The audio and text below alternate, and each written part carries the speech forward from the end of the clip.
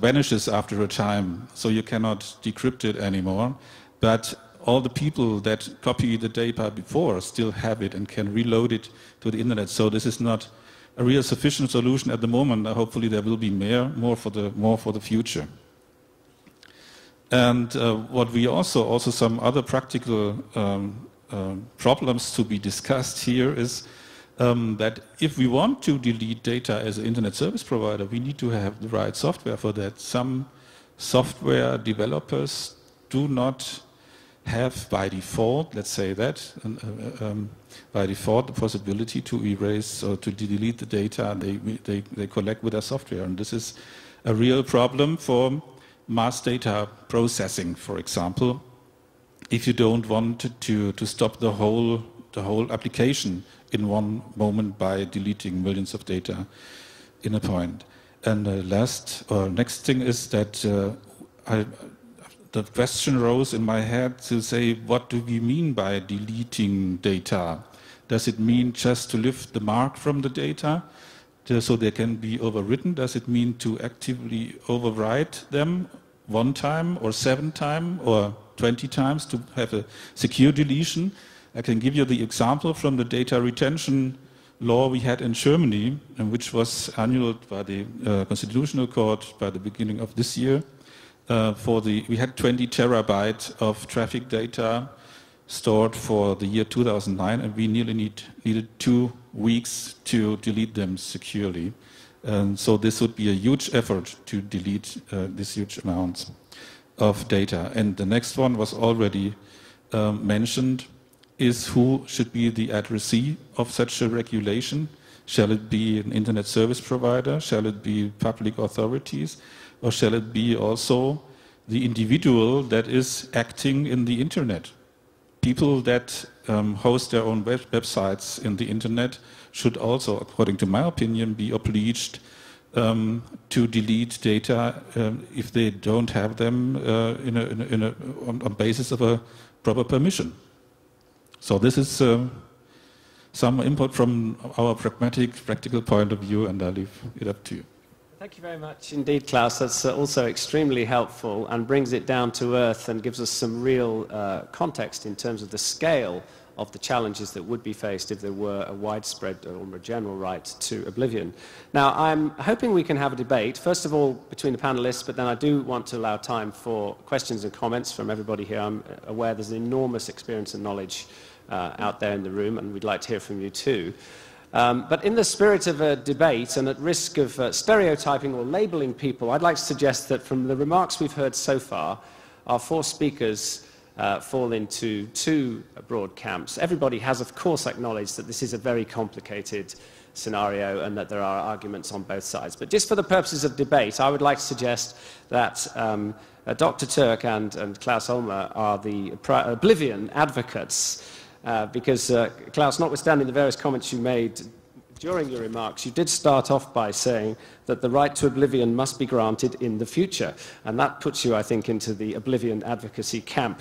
Now, on the other side of the debating table, we have Jeffrey Rosen, and I think it's, well, I'd be bold to say Nancy Lieberman as well, who I'm going to classify as the oblivion skeptics. They're not saying this is a bad idea or it's a terrible concept or anything. They're just saying we have serious concerns as to whether this can be made to work in practice, and even the cure may be worse than the disease. So I hope you don't object to me labeling you in that way.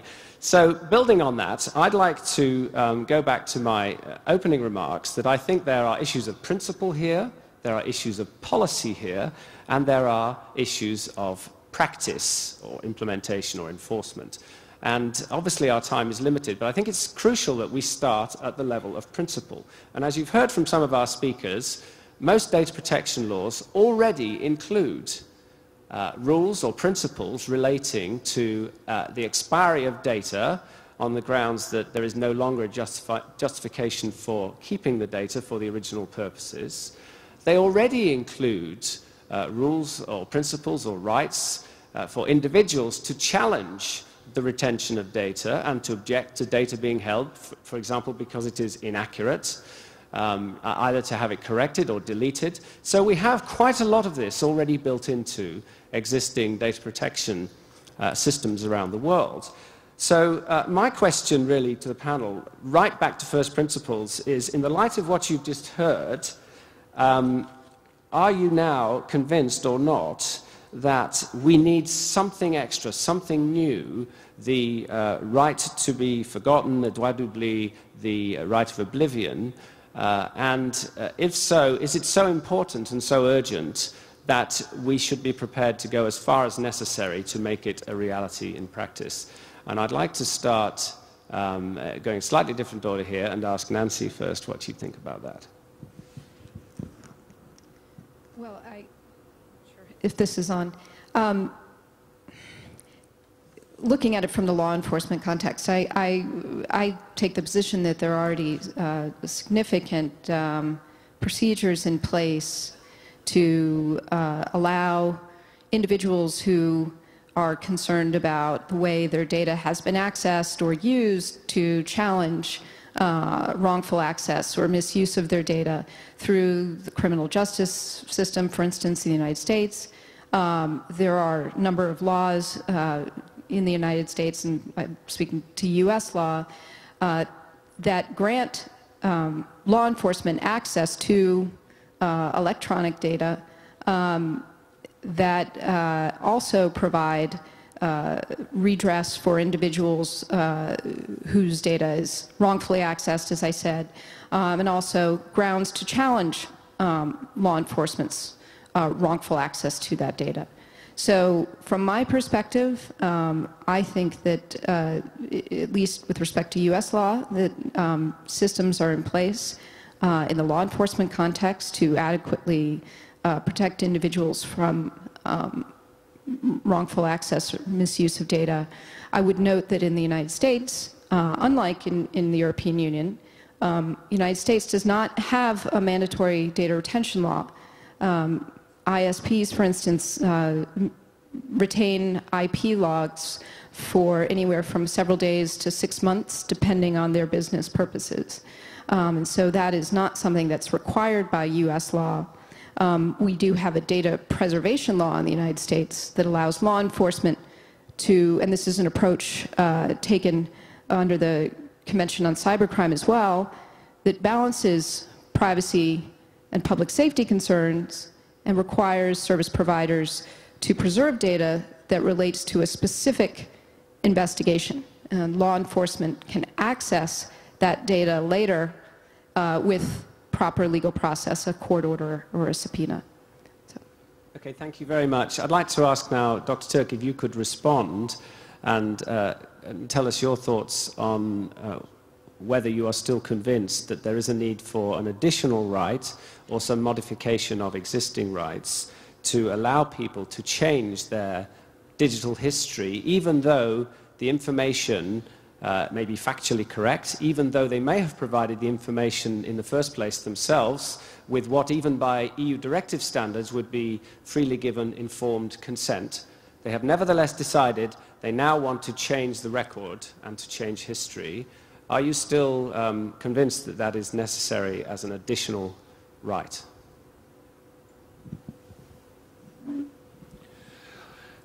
Non, ce que je veux dire, c'est que ça doit inspirer, si vous voulez, l'ensemble des réactions normatives que l'on peut avoir à l'égard des différentes technologies. Ma voisine vient de dire à l'instant, par exemple, qu'aux États-Unis, il y avait des systèmes qui permettaient de fixer la durée de rétention des données, mais pas en Europe. Mais je suis surpris parce qu'en Europe, c'est vraiment le cœur de la législation. Et donc, là, je pense qu'on a un vrai problème ici, autour de cette table. Je crois qu'il y a un jeu qui est complètement faussé, parce que la réalité, c'est que, par exemple, il m'est arrivé de demander il y a quelques semaines à un très haut responsable américain qui s'occupait d'assurer le contrôle des fichiers de police aux États-Unis. Et je n'ai toujours pas la réponse. Donc ça veut dire que, et personne ne conteste le caractère démocratique des États-Unis pourtant, donc ça veut dire que chacun peut avoir sa propre vision du problème. Donc la difficulté, c'est est-ce qu'il est possible ou pas de se mettre d'accord de manière internationale. On sait bien que les données personnelles ne s'arrêtent pas aux frontières. Donc nous, le problème que nous posons, c'est comment faire, par exemple, lorsqu'on voit le développement de l'ensemble du réseau en Europe, comment faire pour que la façon dont les Européens voit le problème de la protection des données soit respecté par ces grands acteurs? C'est tout simple comme question. Aujourd'hui, par exemple, vous le savez, il y a eu un certain nombre de difficultés dans certains de nos pays en Europe suite à des erreurs de manipulation dans le système mis en place par Google, le système Street View. Bon, eh bien, on a une grande difficulté aujourd'hui à faire comprendre qu'en Europe, ça pose une difficulté. Donc la question que je vous pose, c'est comment se fait-il qu'on puisse être de deux camps différents sur une question aussi simple? Parce que vous disiez tout à l'heure, on est sur deux hypothèses différentes, et j'en profite pour vous poser la question d'ailleurs. Vous dites, au fond, c'est déjà parti, est-ce que le fait de vouloir résoudre le problème ne sera pas pire que le mal? C'est ça le problème que vous posez. Mais là, vous me plongez dans le désespoir, tous les deux. Parce que moi, j'ai le sentiment, au contraire, qu'il y a encore peut-être une petite chance d'essayer de préserver l'essentiel. Mais si vous me dites que vous pensez vraiment que le fait d'essayer de résoudre ces questions relatives au droit à l'oubli amènerait à prendre des initiatives qui seraient plus graves encore, j'ai du mal à comprendre. Je vous le dis franchement, je voudrais que vous m'expliquiez pourquoi. J'ai du mal à comprendre.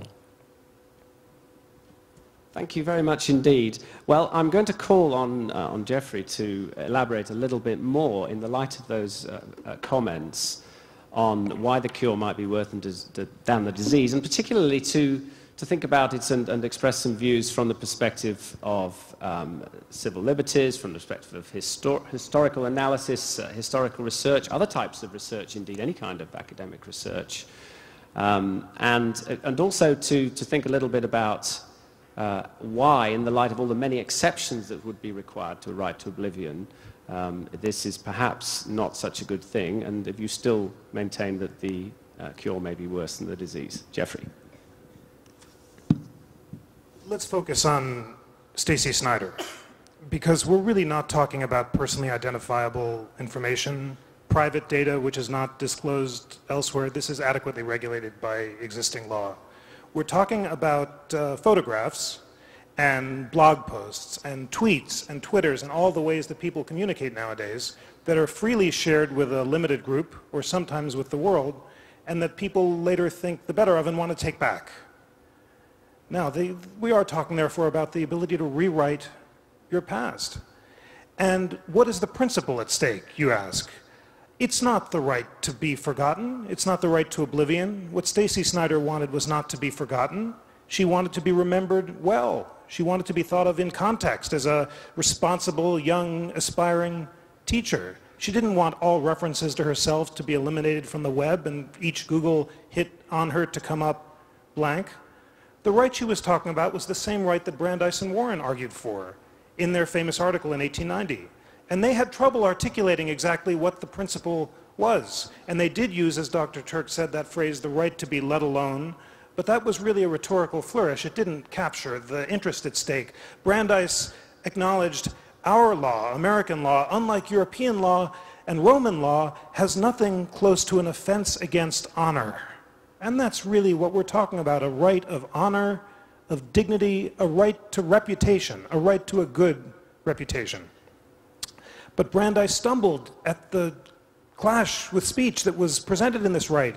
He said, of course, if it's a public figure who's being written about, the right to honor shouldn't transcend the public's ability to inquire about matters of public concern. He said some matters of private life, even public figures, should be able to keep private. But I think even Brandeis never imagined that information that a public figure had voluntarily disclosed and that had been widely shared could then be taken back. That's a much more extreme vision of honor than even Brandeis and Warren imagined. What is the practical problem with these rights? We have an interest in reputation. We want to be thought of well. But a right to reputation, we can't possibly control how we're thought of and perceived by others and what others make of our public face. And the effort to do so, I think it's not just research. This would cripple, paralyze a web where most expression is in print and online, where each blogger, each tweeter, each holder of a BlackBerry might pause before commenting about someone else or sharing a picture in the thought that this might later give rise to liability if there was a cause of action against the individual who shared and not just against the platform.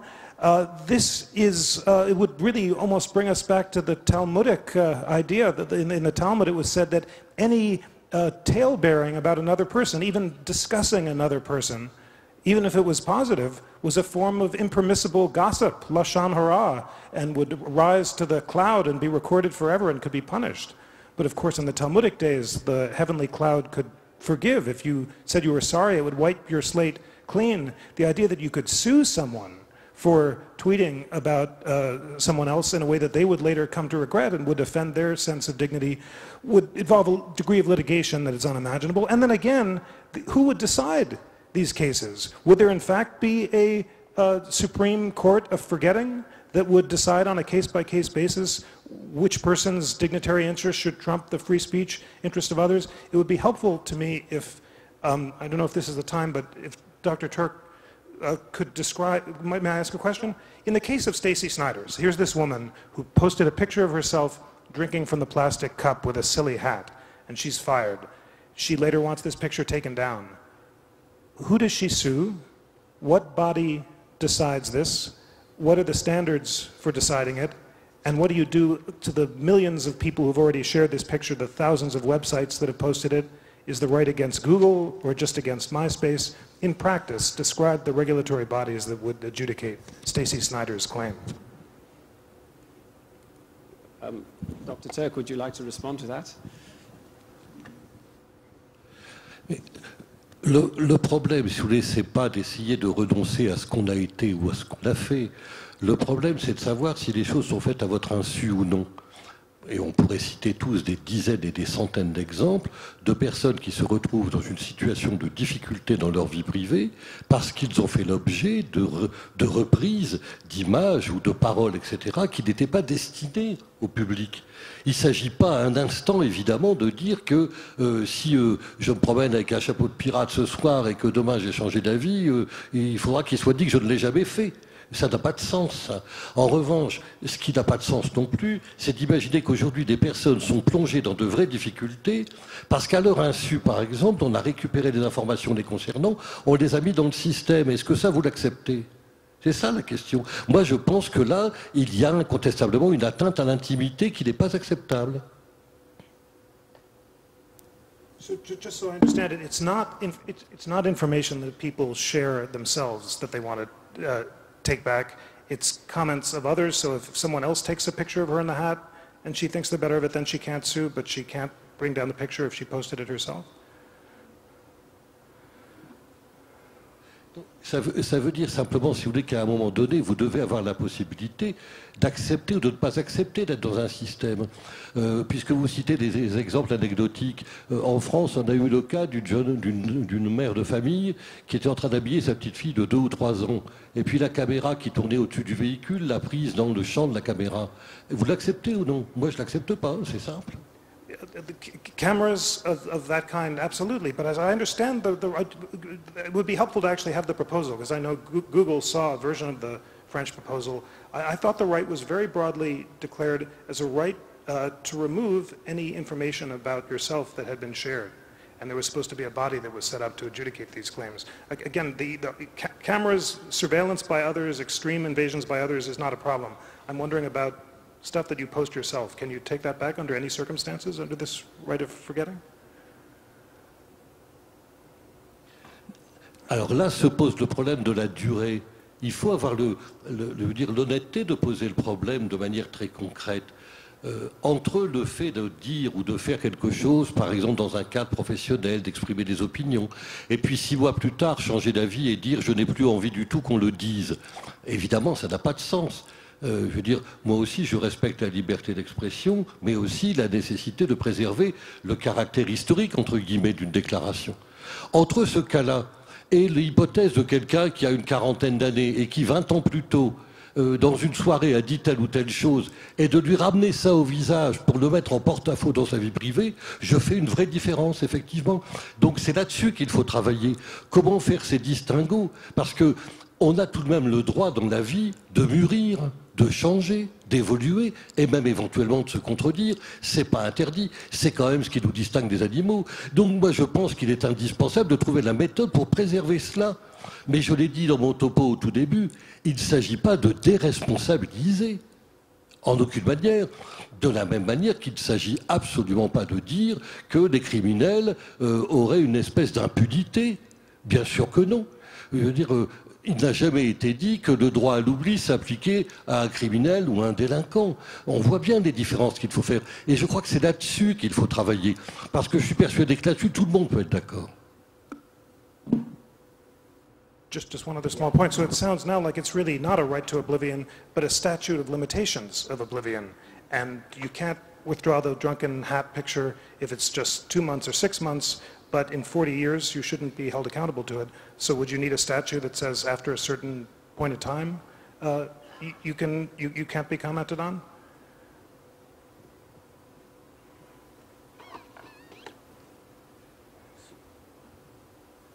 Sauf si les informations sont maintenues dans le système parce que le système tourne sur lui-même. Donc le danger est simplement là. Par ailleurs, il y a beaucoup d'hypothèses de domaines technologiques dans lesquels on est capable de fixer des règles de durée. Par exemple, lorsqu'il y a eu les auditions du groupe 29 à Bruxelles, il y avait ce débat avec notamment les représentants des moteurs de recherche. Est-ce que c'est 6 mois, 3 mois, 9 mois, etc. L'idée, c'était de dire, non pas d'ailleurs 6 mois ou 9 mois, mais dans un maximum de 6 mois, par exemple, et encore moins si ça n'est pas nécessaire. L'idée, c'était de dire, en termes de finalité, avez-vous besoin, oui ou non, de garder des informations pendant telle durée pour faire tourner le système sans plus?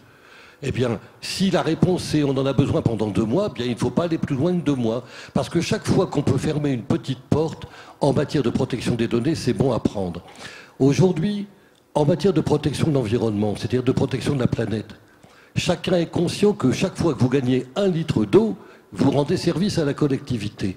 Chaque fois qu'on aura la capacité à fermer un tout petit peu pour faire en sorte que la vie privée soit le maximum protégée, on continuera à vivre tous ensemble mieux. En revanche, si on ne fixe pas ce genre de règles, forcément, on s'habituera à tout.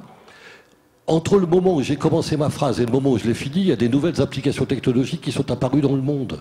Et on n'en est même pas informé, ni vous ni moi, puisque nous étions ici à l'instant. Donc, si on n'a pas cette intelligence à chaque fois de dire telle technologie, oui, mais essayons de mettre telle limite. Et dans tel autre cas, telle autre limite. Sinon, c'est le déferlement et on ne maîtrise strictement plus rien. En tout cas, à l'endroit où je me trouve, et passant ma vie sur ce sujet-là, l'angoisse que j'éprouve, elle vient de là.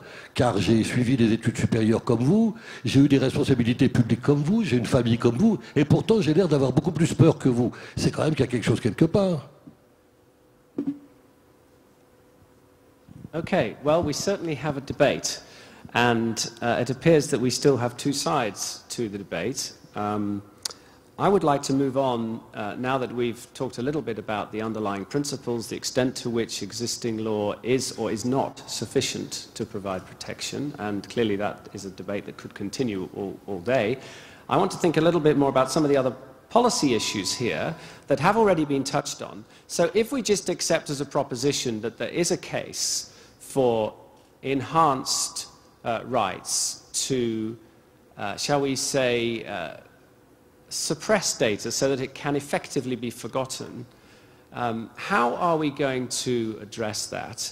And on a continuum from at the one end, say, a very specific request to have certain data removed from view because of real evidence of harm having already taken place or real evidence of an immediate risk of harm, that's one end of the spectrum, I would suggest. The other end of the spectrum is that any individual should have the right at any time to declare reputational bankruptcy, shall we call it, and to say, I want my entire history taken off all websites, and I want to start again with a clean slate because I've changed my mind. I've changed my gender, I've changed my religion, changed whatever you want to change, and so it's the most hypothetical example, extreme case, or combination of cases. There are people who actually would like to completely reinvent themselves and have all their past erased from every possible place and start again. Now, I'm suggesting this is a continuum from a very measured, specific request where there's harm or severe risk of harm through to complete obliteration.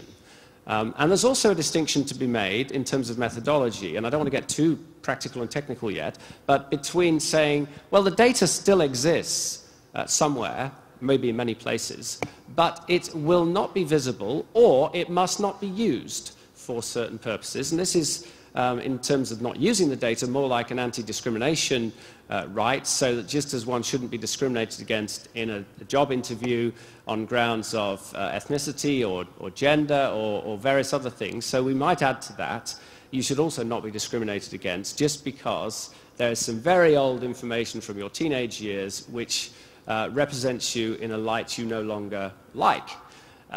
So I'd like to put those questions to the panel to move this to the next stage.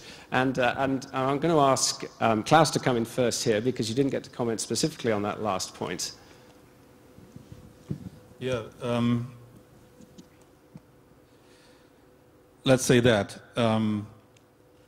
What we are discussing here is something that, in my mind, has not specifically really have to do something with the right to oblivion, because the right to oblivion itself does not hinder people to do silly things, like Ms. Snider probably did.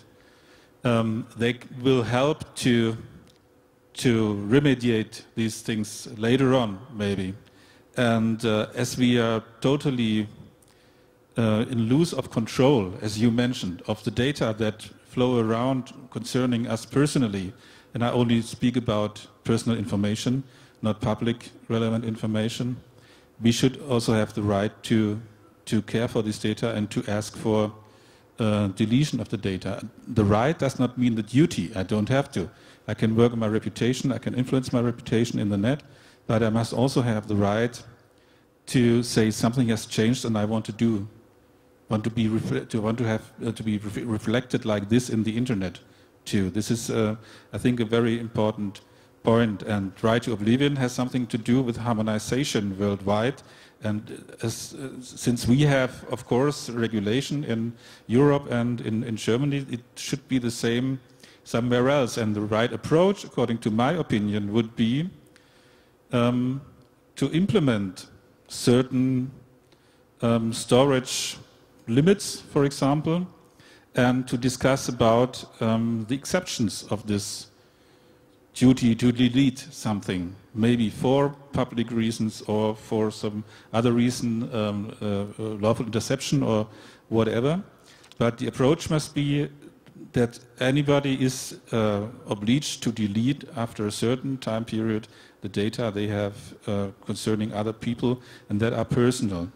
Of course, it is a discussion who will decide on this, if it's a public information or not, but this is not a discussion concerning the internet itself. This is an older discussion regarding newspapers and television and so on, where also prominent people said, I don't want to have my picture in a newspaper, and it was decided by a court. Of course, there must be found an instance that can, or an institution that can decide on that. This is what I mean. We must have something like this. We have already enough, maybe in Europe. I'm not so firm in the American law, but we have something in Europe which should be sufficient for the moment, could be specified by specific terms, storage terms. Thank you. Nancy, would you like to comment?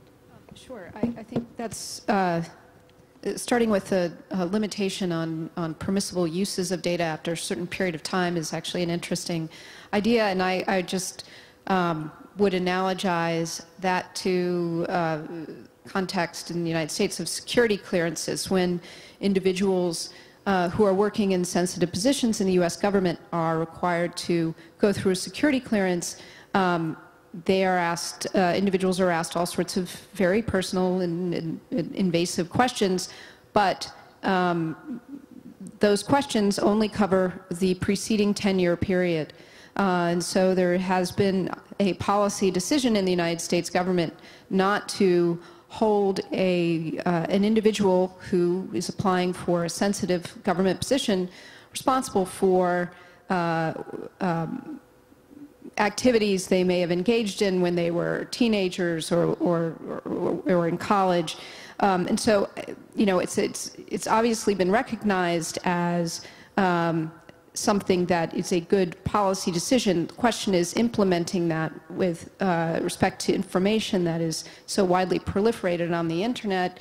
How one would go about doing that, I think, is another thing. How one could be sure, for instance, that an employer did not conduct a search and find information. I suppose you could put systems in place with particular employers to prohibit them from searching for information when someone's applying for a job, for instance. I think that's an extremely interesting point. Can I just ask you to clarify a little bit? I mean, without getting into the politics of whether presidents smoke or inhale and all those kind of questions, am I understanding you correctly that these invasive, very personal questions about the history of an applicant for a sensitive government position are still being asked? It's just that some of the information is not being used in a way that would jeopardize the prospects of that individual. It's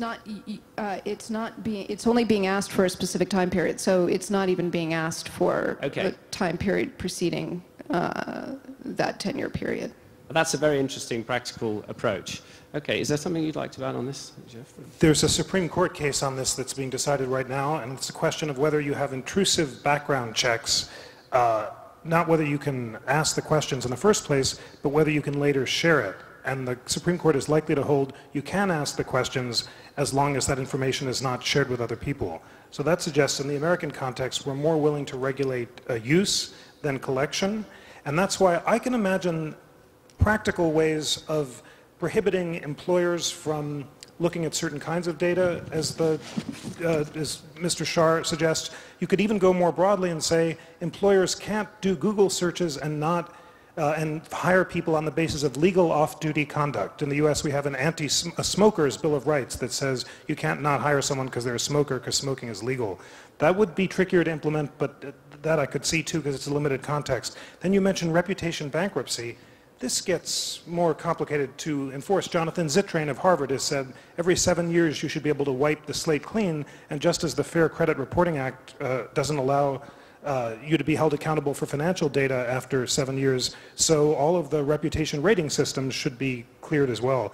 I think given the range of reputation rankings that are proliferating, Spokio and Pipple and people ranking each other as dates and party guests and so forth, it would be hard to implement because you'd then be in the range of actually regulating data that was shared and not kept close. I do have to say, Warren and Brandeis have been mentioned a couple times, and the Brandeis laws, which didn't regulate data that had been shared, but instead in extremely invasive forms of surveillance, are largely viewed to have failed in the United States because there was not a social consensus about what kind of invasion, short of extreme sexual surveillance, were impermissible. And Dr. Turk says eloquently, I don't understand how you and we're both educated, but we don't have the same values here. There are tremendous differences among the people in this room when it comes to these issues. If you read this very useful report that's out in the lobby by Fujitsu about national differences, international differences in views about privacy, you see the Japanese, the Australians, all of us have such different instincts about these issues. 90% of US consumers want to be asked to give permission for their data, but only 77% of Japanese consumers do. That's why the system won't work. You suggest an international European body that would actually make these decisions on a case-by-case basis.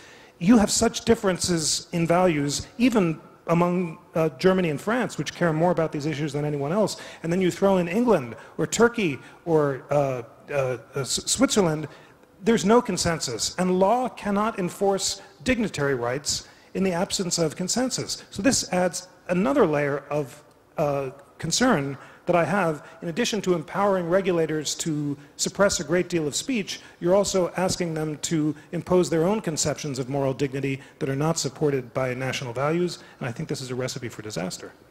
Right. Well, I think that's very clear as a position, and I think we talked about the underlying principles, we've talked about the policy positions, we're going to have a discussion about some of the technical and practical issues, but they've already been covered to some extent.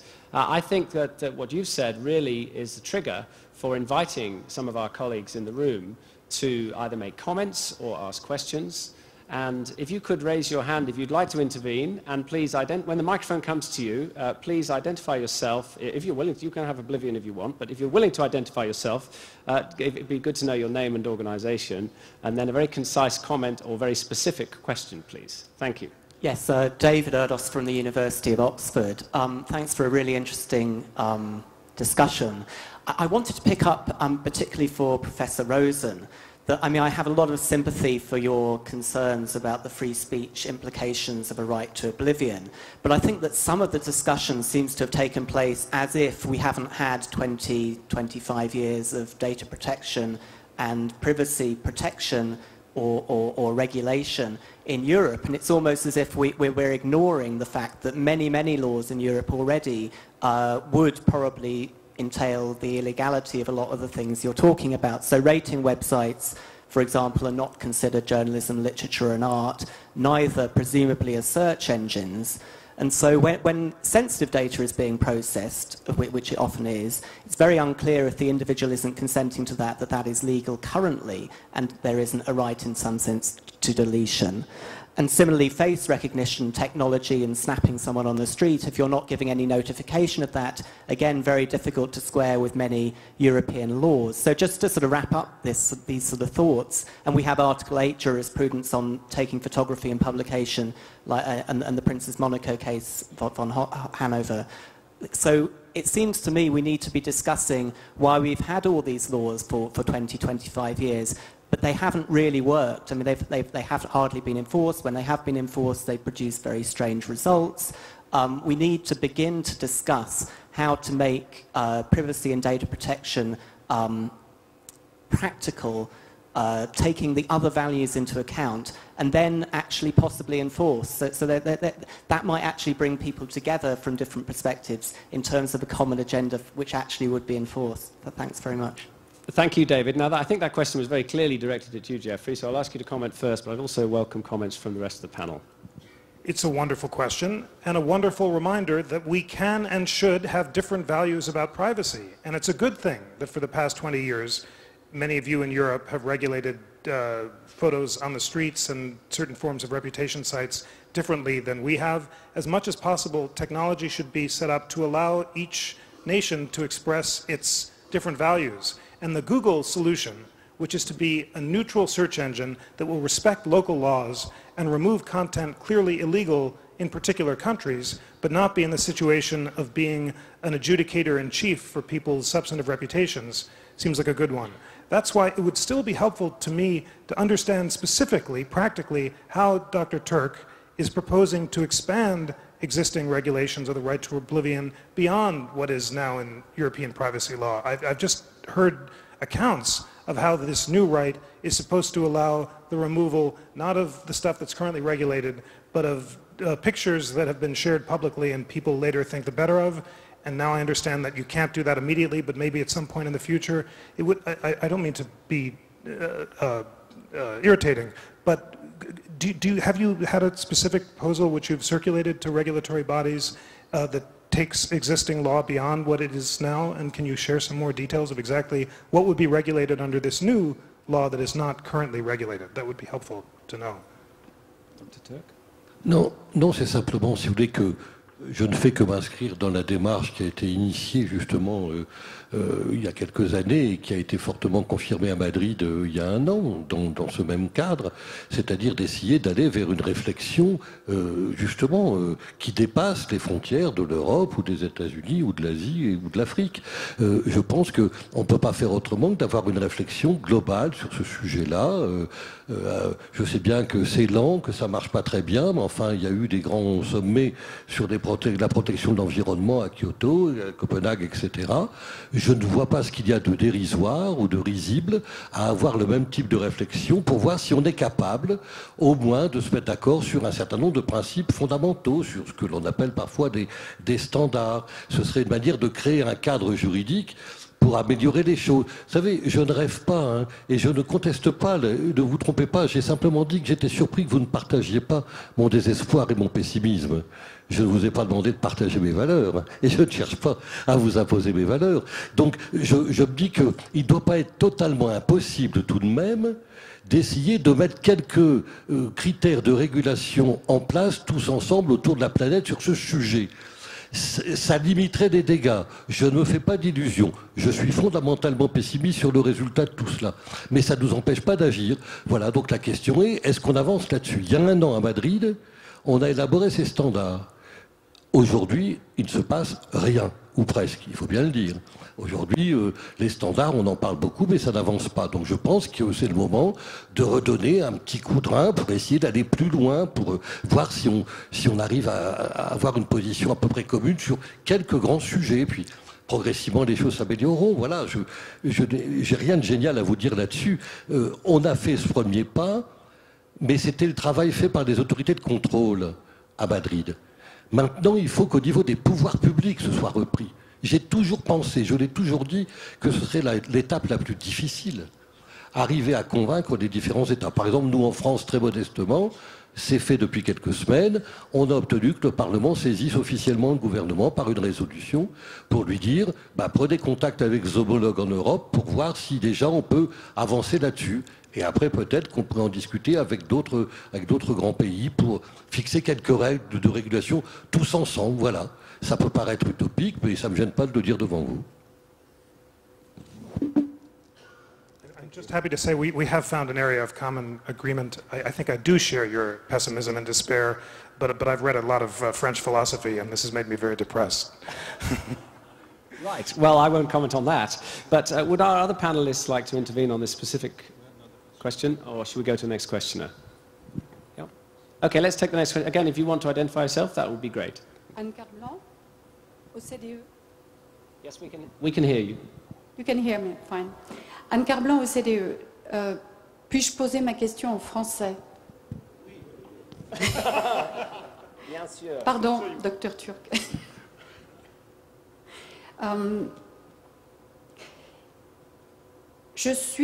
Imaginez que je suis quelqu'un dans le public, ce que je suis, et que je ne comprends pas très bien le contexte de la discussion.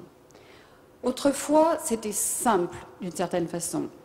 Chez moi, je faisais des choses et je continue à faire des choses que je n'avais pas envie que les autres voient. Quand je me prépare pour aller me coucher, ce n'est pas sur la place publique. En revanche, quand j'étais dans un contexte professionnel, je disais des choses, on pouvait prendre des photos, ça devenait public. Aujourd'hui, sur l'Internet, ce que je ne comprends pas bien, c'est de quoi parle-t-on là? Est-ce qu'on parle d'un droit à l'oubli, d'éléments qu'on a donnés, qu'on a partagés avec d'autres, dans un espace privé ou dans un espace public, ou alors dans un nouvel espace? C'est là qu'il faut être un peu créatif, c'est là que je pense que Alex Turc veut nous emmener. Dans ces espaces, le cloud, Facebook et d'autres domaines, dans lesquels il me semble que quand on partage des informations, des photos d'une soirée bien arrosée, etc., avec des amis, on ne les partage pas avec l'idée qu'elles vont devenir publiques. Donc, est-ce que vous pourriez nous expliquer un petit peu si l'Internet, il faut considérer que l'Internet, sur Internet, tout est public, ou bien alors il y a encore des domaines privés. Quand j'envoie un email avec une photo attachée, je l'envoie à quelqu'un. Si on intercepte ma photo et qu'on l'utilise, je vais pouvoir dire qu'on a violé le secret de la correspondance, éventuellement l'intimité de ma vie privée, etc. Quid du cloud? I think that's a very good question and a very interesting and challenging point. Who would like to comment on that from the panel? Great, Klaus. Yeah, this is a good question. It's not easy to answer, but it's not a real problem, because you also have private spaces in the internet as you have in the real world. The main thing is that we are not able to build walls around the information referring to you personally. And you must have the possibility to conduct your right to self-determination, as we call it, which is something different than privacy. It contains privacy, but it contains also other personal information. And the idea is only to say, if you are not under control over the information that is in the internet that is referring to you, there might be also friends or third-party people that take photos from you on a conference party in the evening, for example. You don't even know that the pictures are in the internet, but via face recognition, for example, they will be seen by your future employer maybe. You must have the right to say, take this picture out. If it's not of public interest, that's okay, that's perfect with me. This is the thing we are talking about here, according to my opinion. And why I am so pushing towards the right to oblivion is my practical experience. This is what I wanted to explain at the end of this discussion. People are hunter and collector, and they collect everything they can. And this is something we have to care for in the interest of the other peoples whose data are collected. This is the main purpose, I would say, why we need something like the right to oblivion, however it is. And to bring together different cultures is not that big problem. I would also say that, of course, the Article 29 working group, for example, other steering committees are able to create fundamental approaches to a certain thing that are implemented in each individual country on their own legal basis. Would you like to come in as well? Sure. I actually get the whole question. No, the batteries are out in the headphones. So I did not get the whole question. If it could be summarized, and I got the gist of it, I think. But the difference between public and private spaces online, and there's a risk of not doing this correctly. yes, I'm sorry. We've had to deal for millennia with the distinction between a private space and a public space. Now the suggestion is perhaps there is a new type of space. Cyberspace sounds a bit corny, but out there in the cloud on shared environments, which we need a new approach to. And the comment, I think, Klaus's comment is very interesting, that actually there's a variety of spaces out there on the internet. Some are what used to be called walled gardens, or closed, enclosed, restricted, controlled spaces, right through to completely open public web pages with various stages in between. Well, it's under U.S. law, and Professor Rosen can certainly speak to this better than I, but I think we do run into a problem with our First Amendment concerns if we are in a position of wanting to control what others say or show about us. From a law enforcement perspective, I think we need to, and I'm not speaking for the Department of Justice when I say this, I'm speaking for myself, but there is a growing concern in the United States that we need to re-examine the fundamental approach to the Fourth Amendment, which would allow law enforcement access to information in these spaces, and what is our reasonable expectation of privacy in these semi-public private spaces, and how do we manifest a reasonable expectation of privacy in those spaces. So I think it's something that's very much a work in progress in terms of how we're thinking about that. It is. You described the problem well, and the truth is that in the American context, we've been very bad at defining what's a public space and what's a private space and what's a semi-private space, because as you say, the internet is all of these things. The approach that we've chosen is what's a legitimate expectation of privacy, and the idea is in a particular area, is there a subjective expectation of privacy that society is prepared to accept as reasonable.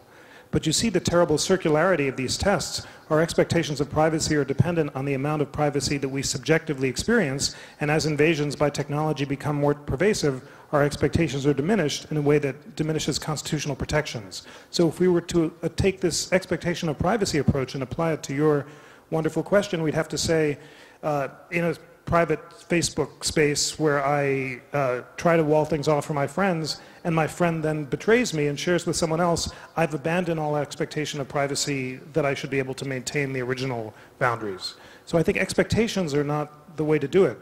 But then the other alternative is a very heavy-handed regulatory solution. Judges or regulators should demand, here's how much privacy people should be able to demand in spaces that they've set off as private, but are later breached by people who share without their consent.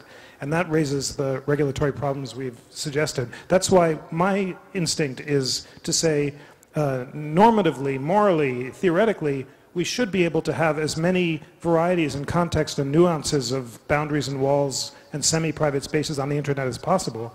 I just don't think that law, in the end, is always the most effective way of enforcing them, and I think a combination of technological barriers and soft regulation may be a better and more freedom-conducive way of doing that.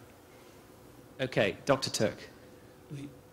Oui, il faut simplement dire qu'il y a trois approches qui peuvent servir au fond de critères pour essayer de fixer la notion de droit à l'oubli. La première, effectivement, c'est ce qui a été dit par Anne Carblanc à l'instant, c'est-à-dire c'est cette idée qu'il existe probablement un troisième espace d'activité. Et donc il faut travailler pour essayer de voir quel type de comportement et de réflexes juridiques nous aurons, issus les uns du secteur privé et les autres du secteur public, dans cet espace qui est un petit peu difficile à définir et qui est mouvant. Deuxièmement, c'est le problème de savoir si on a conscience ou non d'être dans le système. C'est-à-dire que tout ce qui se fait à l'insu d'une personne est inacceptable. Donc ça nous donne un critère. Je veux dire, on ne peut pas accepter qu'on utilise des données de notre vie privée à notre insu. Et troisièmement, c'est le délai pendant lequel les choses se font. Je suis persuadé que si on essaie de travailler sur ces trois notions, on doit arriver à un moment donné à une position commune. Parce que ce sont des paramètres qui peuvent chacun varier. Ça peut être 10 ans aux États-Unis, 5 ans en Europe et 15 ans en Asie. On peut dire par exemple, eh bien l'espace, voilà comment on pourrait le définir, etc. En revanche, il y a un point qui est objectif, qui à mon avis ne mérite pas beaucoup de réflexion, c'est le fait d'agir à l'insu de quelqu'un pour foyer, pour utiliser un vieux mot français, pour fouiller même à l'intérieur de la vie privée de quelqu'un, ça c'est inacceptable. Donc moi je pense qu'on peut jouer sur ces périmètres, sur ces paramètres plus exactement, et à un moment donné dire, ben voilà, le droit à l'oubli commun à nous tous, ça pourrait être ça. Vous voyez, ça je suis sûr que c'est jouable. Mais c'est vrai qu'il faut faire un travail conceptuel très, très important. Thank you very much. Now, I want to exercise the moderator's prerogative because we started a few minutes late, so I would like to take one more question. And it's going to be from this side again because this is where all the hands are. And sorry, but the hand went up in the middle first, if that's all right. Again, if you want to introduce yourself, feel free.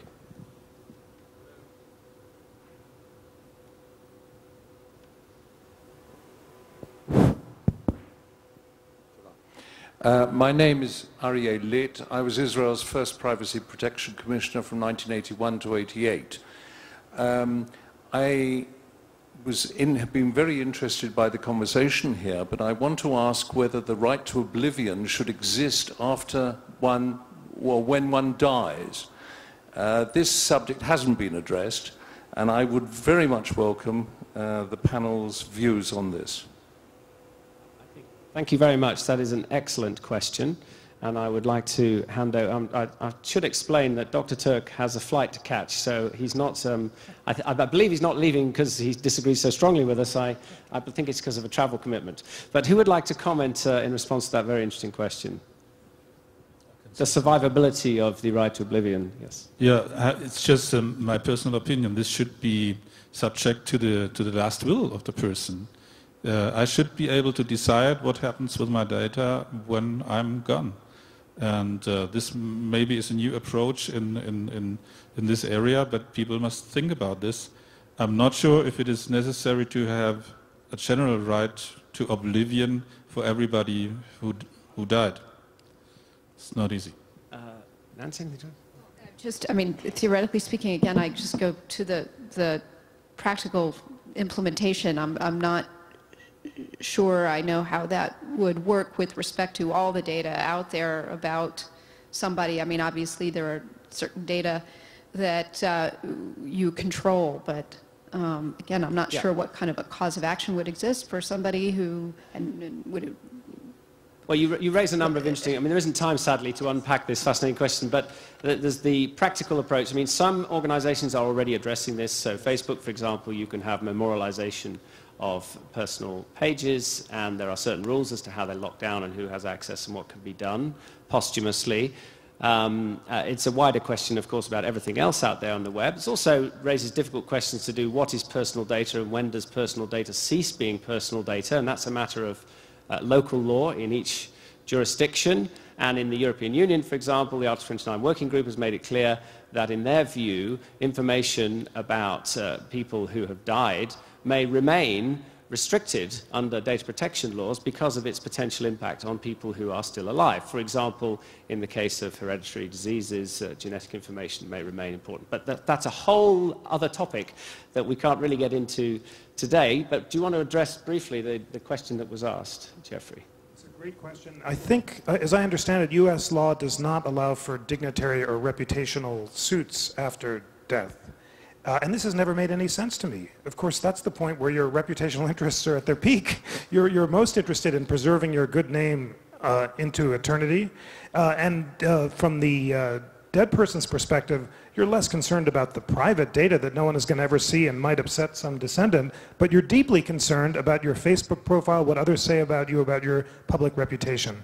Once again, I think it confirms my instinct that what we're really talking about here is an interest in honor and dignity. It does, the interest transcends life and is preeminent after death, but enforcing that legally, for the reasons that Nancy said and for the reasons that we've been discussing earlier, can be sort of tricky.